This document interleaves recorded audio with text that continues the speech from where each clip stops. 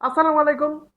একটি বিস্কিট কত ধীরে একটি মানুষের পক্ষে খাওয়া সম্ভব তা আজকে আমি দেখিয়ে ছাড়বো।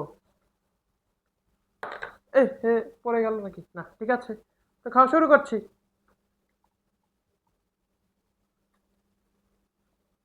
এই পাশে এক কামড়, এই যে এখানে একটা লাইন, এদিকে একটা কামড়,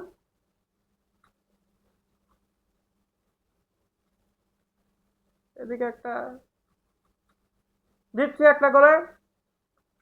আস্তে আস্তে শেষ করতে হবে, যত আস্তে পারি। এই যে শেষ হচ্ছে কিন্তু আস্তে আস্তে।